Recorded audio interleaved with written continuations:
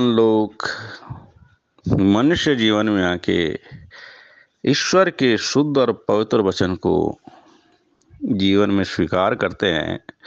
और जो पवित्र वचन को स्वीकार कर लेते हैं, मुंह से चख लेते हैं, स्वाद चख लेते हैं, तो परमात्मा की अद्भुत शांति को वो प्राप्त करते हैं, जिसके लिए लिखा भी है कि अद्भुत शांति ईश्वर में है। और वो ऐसी अद्भुत शांति है, उसका वर्णन शब्दों में नहीं है, वो सिर्फ महसूस किया जाता है।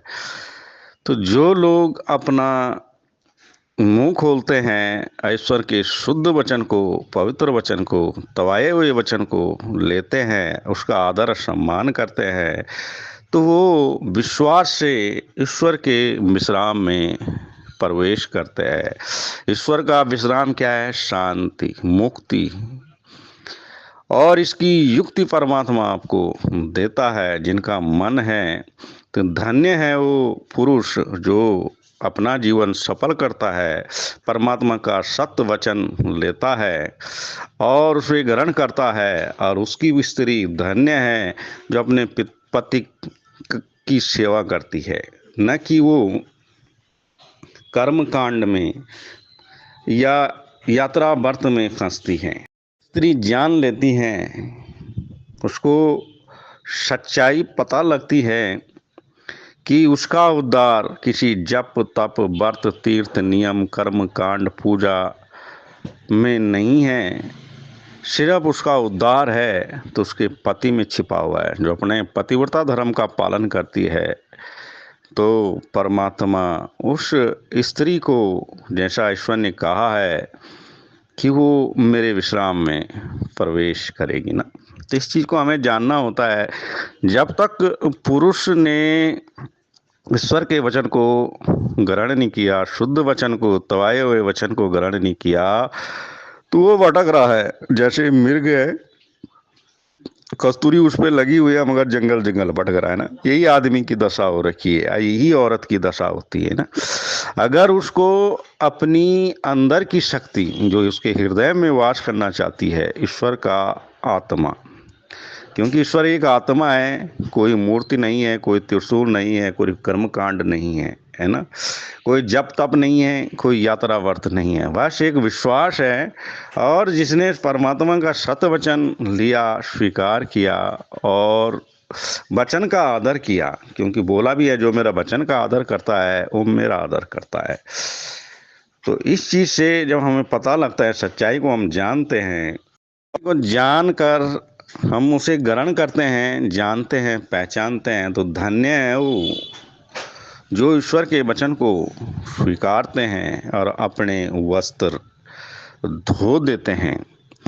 और वस्त्र धो के जो परमात्मा की इच्छा को पूरा करते, बलवान कहा जाता है उनको ना। तो जितने भी है बाबा, तीर्थ, पंडित, व्रत, पूजा, नियम, मंदिर, मस्जिद, सब परमात्मा ने उस मनुष्य के पैरों तले रौंद रौंद के रख देता है। जैसे आपने गुरु नानक देव को देखा होगा, है ना। गुरु नानक के देव के जब किसी मुस्लिम के घर में विश्राम कर रहे थे, रात्रि विश्राम कर रहे थे, तो उस मुस्लिम ने देखा कि नानक जी जो है मक्का मदीना की तरफ पैर करके, है ना, मस्जिद की तरफ पैर करके लेटे हुए हैं। तो उसने कहा कि पैर इधर कर लीजिए, उधर हमारी मक्का मदीना है ना, मस्जिद है। तो गुरु नानक ने कहा कि भाई जितनी तेरी मक्का मदीना नहीं है, उधर मेरे पैर कर दे। तो उसने जो है नानक जी के पैर उठा के दूसरी तरफ कर दिया। तो थोड़ी देर में क्या देखता है कि उधर ही मक्का मदीना, मंदिर, मस्जिद सब उधर ही हो जाती है ना। तो ये शक्ति हर किसी के पास नहीं है, मगर जो ईश्वर को जानता है, समझता है, उसके पास ये शक्ति काम करती है।